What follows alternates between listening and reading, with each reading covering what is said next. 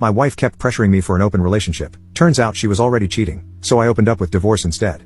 I've been married to Dee for 5 years, and we are both in our mid-30s.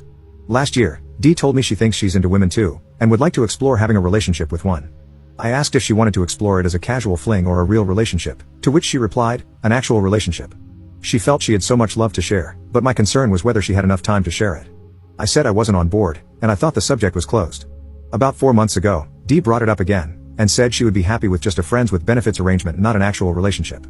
I was still hesitant, but it was a constant topic that kept coming up. I relented under the condition that we do our research beforehand. This included reading books, listening to podcasts, and seeing a couples counselor before opening up. Dee was ecstatic, and together, we dove into several books and found a great therapist. One of the topics our therapist brought up was why we were opening up and if there was someone either of us had in mind. Dee admitted that she had someone she had been talking to who had encouraged her to open our relationship. This was a shock to hear for the first time, and our therapist said this was troublesome. After that first session, I confronted Dee and asked if she had done more than talk to this friend, and she swore that was all they had done. I asked to see her phone, and she unlocked it and handed it to me. She had been talking with Kim for about a year, but there wasn't anything incriminating, and no apparent gap in the messages, just a two-way crush between them. There was a message from Kim right before Dee started really pressing me to open the relationship, where Kim told Dee to initiate bedroom intimacy with me more often to soften me up. Something I did find concerning was that there were 3 dating apps with Dee's profile already on her phone. This caused a brief argument, and it ended with Dee agreeing to delete the apps until after we were actually open. 3 months passed, and we were getting closer to opening up, with Dee acting like it was Christmas time. In our last counseling session, we went over our agreements and boundaries, and we delved into our messy list, people who we wouldn't sleep with for the sake of our relationship, aka co-workers, relatives, close friends, exes, and I wanted to add Kim to the list. Dee blew up, especially when our therapist said it was a reasonable request. Dee wouldn't speak to me on the way home, but when we got there, she let me have it.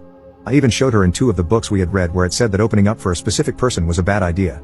I basically said it was a line in the sand for me, and I would be just as happy remaining monogamous. She got mad, slept in the spare bedroom, and hardly talked to me for 2 days. Finally, she gave in and agreed to Kim being on the messy list, and we were officially open. A couple of days later, Dee told me she had a date, and it seemed a bit quick to me. While she was in the shower, I decided to check her phone, but the unlock code had changed. That's 2 red flags. Later that day, she got on her phone, and I saw the unlock code. That night, I looked at her phone. The dating apps were still gone, but there were messages between her and Kim trash-talking me and planning their date. There were also references to having bedroom intimacy again. I emailed screenshots to my phone. So, I felt like a chump, and the 2 of them played me like a fiddle. I stewed on it all night and part of the next day, then I called a lawyer and had him start drawing up divorce papers. The lawyer was a peach. Not only did he put a rush on it, but they served Dee at our house just 2 hours before her date with Kim. Attached to the divorce papers was a printout of the last texts I read. She found me sitting on the patio. She was crying, but I didn't know if they were fake tears or not. When she asked, I lied and said I knew about it all along. I said it just means we won't be married anymore, and you can have the freedom to sleep with whoever you want, whenever you want. Just think of us as friends with benefits. I got up to go have dinner with some friends and told her she needed to hurry and fix her face if she was going to be at Kim's house on time. She got home earlier than I thought she would and wanted to talk, but I went to bed and said we could talk tomorrow. Her eyes were all red, and her makeup was all smeared. I still felt gutted, but I wasn't going to let her see that. Update 1. The next morning started off on a negative note. I asked her if Kim was worth throwing the last 5 years of our marriage into the gutter. Then I started reading some of the texts where Kim and she were planning to open our marriage and have bedroom intimacy again, and some of the disparaging remarks about me between them. So when I found all this out, I started planning a divorce since she lied and then broke our agreements, especially about the messy list, which I considered cheating. Dee said she was still very much in love with me and didn't want a divorce. She wanted to go back to our marriage counselor and work things out.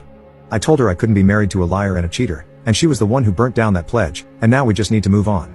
If we could be civil about it, I was open to a roommate with benefits arrangement, and we could cohabitate and split the bills 50-50.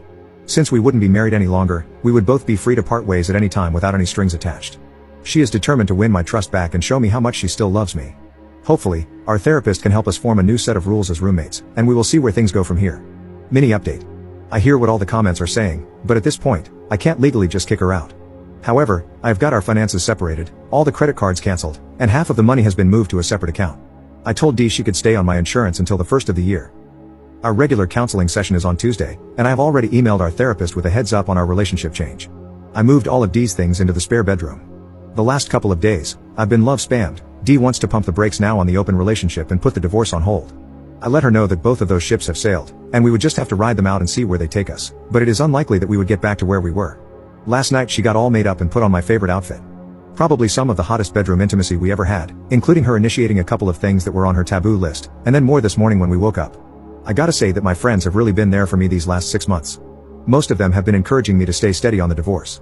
My sister-in-law has told me recently that her sister has had a crush on me for the longest time and wants to set me up with her. Update 2. Okay, I'm throwing in the towel. After the last 2 counseling sessions, Dee finally admitted she cheated and lied about her affair with Kim, but still doesn't show any remorse or that she feels like what she did wasn't that bad. She still tries to blame me for being controlling and dragging my feet on opening up. In our last session, I gave her an ultimatum with 3 choices. We go back to monogamy, no contact with Kim, no divorce. We go poly, no contact with Kim, proceed with divorce, and cohabitate. We split, she can keep Kim, separation, and divorce.